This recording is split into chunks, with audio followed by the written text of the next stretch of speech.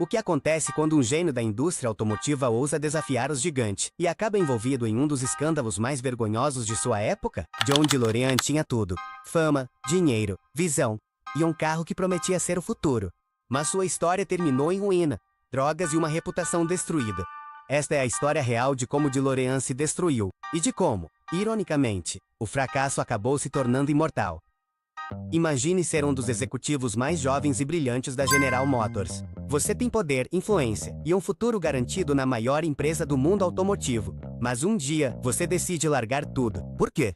Porque você tem uma ideia grande que já não cabe nos limites do que está estabelecido. John Zachary DeLorean não era um engenheiro comum.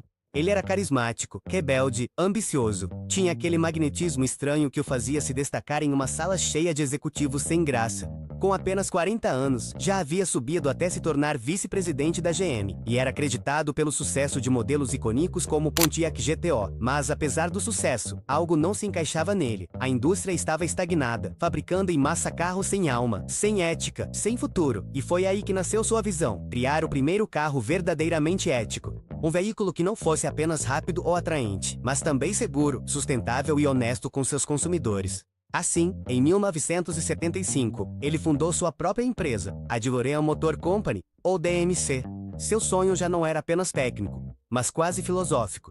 Ele queria provar que era possível construir um carro melhor, sem sacrificar princípios nem ceder às pressões do mercado. Para tirar seu projeto do papel, precisava de capital. E muito. Bateu em portas por todos os Estados Unidos, mas as condições que exigia, independência criativa e controle total, eram arriscadas demais para os investidores tradicionais. Foi então que surgiu uma oferta inesperada. O governo britânico, com o objetivo de revitalizar a economia da Irlanda do Norte, lhe propôs algo tentador. Ofereceram-lhe subsídios milionários e terrenos na conturbada cidade de Dunmurry em troca de instalar a fábrica ali. Era uma jogada arriscada, mas aos olhos de DeLorean, parecia a oportunidade perfeita. Apoio do Estado, mão de obra barata e a chance de fazer história. E assim ele fez. A construção da fábrica começou em 1978. Uma fábrica moderna, ambiciosa, que pretendia ser um símbolo de reconciliação em um país dividido. Os funcionários, muitos deles católicos e protestantes que jamais teriam se sentado juntos, começaram a montar um sonho de aço inoxidável, o DMC-12. O DMC-12 tinha uma missão complicada: justificar seu preço de $25 mil, em um mercado onde, por esse valor, você já podia comprar carros mais potentes, confiáveis e de marcas consolidadas. O que a DeLorean oferecia em troca então? Design, estilo, exclusividade. E o que falhou? Quase tudo o resto.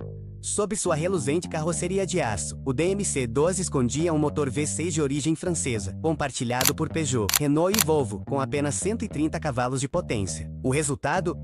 Um esportivo que levava mais de 10 segundos para ir de 0 a 100 km por hora. Para um público acostumado ao ronco dos Mustang e Camaro, aquilo era decepcionante. E o pior, muitos compradores, ao verem seu visual tão agressivo, esperavam muito mais. Ao dirigir, se deparavam com um carro que não era rápido, nem ágil, nem divertido. Apenas chamativo. Mas o design, por si só, realmente causou impacto. Seu criador foi Giorgetto Giugiaro, uma lenda no mundo do design automotivo, o mesmo responsável pelo Volkswagen Golf e pelo Lotus Esprit. E isso não foi tudo. Os primeiros modelos chegaram ao mercado cheios de falhas, portas que travavam, sistemas elétricos defeituosos e problemas de montagem. Muitos carros chegavam às concessionárias com ajustes mal feitos ou peças soltas. Alguns mecânicos chegaram a dizer que trabalhar em um DMC-12 era como consertar um relógio suíço, sem manual de instruções. DeLorean, otimista como sempre, insistia que os erros faziam parte do processo de qualquer nova montadora. E, em teoria, ele estava certo, mas o tempo não estava a seu favor. Os carros defeituosos prejudicavam a reputação, as vendas não decolavam, e os investidores começavam a duvidar. Foram produzidas 8.600 unidades do DMC-12, mas apenas 6.000 foram vendidas. O restante se acumulava como monumentos silenciosos do fracasso. Ironicamente, o DMC-12 precisava de uma máquina do tempo, mas para voltar atrás e corrigir os erros antes do lançamento. Quando John DeLorean aceitou instalar sua fábrica em Dunmurry, na Irlanda do Norte, não foi por capricho nem por romantismo. Foi uma jogada estratégica. O governo britânico ofereceu a ele mais de $120 milhões em subsídios e incentivos para gerar empregos em uma região devastada pelo conflito entre católicos e protestantes. A ideia era nobre e arriscada. Durante os primeiros meses, tudo parecia funcionar. A fábrica empregou mais de 2.500 pessoas, o que ajudou a estabilizar a região. Mas com a mudança de governo no Reino Unido e a chegada de Margaret Thatcher, a situação ficou muito mais complicada. Thatcher não era a favor de subsidiar empresas estrangeiras e, para ela, a DMC não era uma promessa. Era um gasto sem retorno. Então ela começou a pressionar. Mais resultados, menos retórica. John, que havia negociado antes com um governo mais flexível, agora enfrentava uma líder dura, fria e pouco disposta a continuar financiando um projeto que não gerava benefícios visíveis, e a pressão só aumentava. Os custos de produção disparavam, a fábrica estava longe de atingir suas metas, e o mercado nos Estados Unidos, onde se esperava que o DMC-12 brilhasse, simplesmente não respondia. Para piorar, a localização remota, a falta de experiência em manufatura e os constantes erros de montagem transformavam a fábrica em um barril de pólvora. Tudo estava interligado. Um carro defeituoso em Nova York significava menos confiança na fábrica de Dumorre, o que implicava mais pressão de Londres, menos financiamento e mais desespero nos escritórios da DeLorean. E esse desespero, como costuma acontecer em histórias trágicas, abriu caminho para decisões impensáveis. Com a fábrica em Dumont e operando em ritmo reduzido as unidades não vendidas se acumulando e os investidores desistindo, DeLorean precisava de dinheiro, rápido. Ele já tinha tentado de tudo, novas rodadas de financiamento, negociações com o governo britânico, até mesmo parcerias comerciais. Nada funcionou. Cada porta que ele batia, se fechava com ainda mais força. Foi então que apareceu um homem, com uma proposta. Aparentemente, ele tinha acesso a uma rede que poderia gerar mais de 24 milhões de dólares em pouco tempo. Mas havia uma condição: o dinheiro vinha do tráfico de drogas. O que aconteceu depois parece coisa de filme de espionagem, mas foi real. John aceitou se encontrar, e tudo foi gravado em vídeo. Nessa gravação, depois divulgada ao público, ele aparece participando da conversa como se fosse um investimento qualquer. Esse negócio é tão bom quanto vender carros, disse ele com um sorriso forçado. O que ele não sabia era que tudo fazia parte de uma operação secreta do FBI. No dia 19 de outubro de 1982, John DeLorean foi preso e acusado de conspiração para distribuir drogas. A notícia explodiu como uma bomba atômica nas manchetes do mundo todo. As imagens do criador do carro do futuro sendo algemado rodaram o planeta em questão de horas. O escândalo foi imediato, brutal e definitivo. Embora 2 anos depois ele tenha sido declarado inocente, graças ao fato de seus advogados terem provado que ele foi vítima de uma armadilha, o estrago já estava feito. Sua imagem, até então a de um rebelde glamouroso, um ícone do empreendedorismo e da inovação, ficou manchada para sempre. A confiança dos sócios, dos clientes e do público evaporou. E com ela, toda a empresa. Uma semana após sua prisão, a DeLorean Motor Company declarou oficialmente falência. Foi o ponto final de uma história que havia começado com tanto idealismo, tanta paixão, e que terminou em meio a processos, dívidas e vergonha pública. O sonho de um carro ético terminou em um pesadelo judicial. Alguns carros parcialmente montados chegaram a ser finalizados graças a uma empresa contratada, mas a produção oficial foi interrompida para sempre. Os funcionários foram demitidos, a fábrica fechou as portas, e as esperanças se apagaram.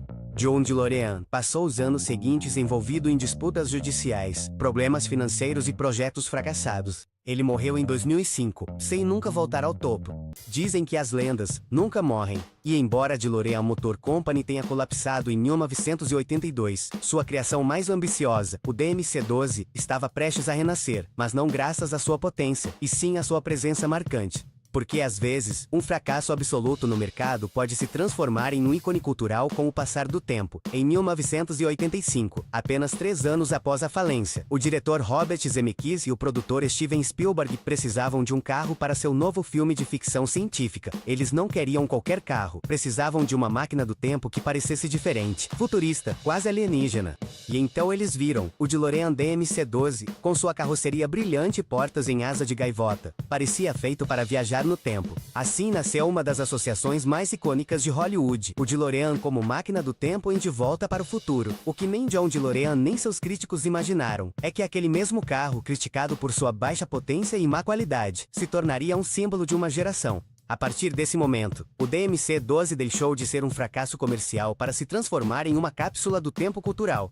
Fãs do mundo todo começaram a procurar unidades. Clubes de entusiastas foram fundados, até museus passaram a exibi-lo como peça histórica, e com o passar dos anos, sua raridade o tornou ainda mais valioso. O que antes era um carro impossível de vender, agora é negociado por mais de 40 mil dólares, dependendo do estado e da quilometragem. Alguns modelos restaurados ou modificados com peças originais podem chegar até mesmo a 100 mil dólares. A nostalgia, como sempre, tem um valor que os números iniciais não conseguem prever, mas a história não termina aí. Nos últimos anos, uma nova empresa, que adquiriu o nome e alguns ativos da original, tem tentado reviver o legado de DeLorean com uma versão elétrica moderna, o Alpha 5. Com design elegante, portas-asa de gaivota e tecnologia atualizada, essa nova versão busca reconciliar o passado com o futuro. Ainda é cedo para saber se ela conseguirá além de homenagear o original, mas sua existência mostra uma verdade inegável: a DeLorean nunca desapareceu. Sobre John, seu final foi menos glamouroso. Após o julgamento, perdeu quase toda sua fortuna.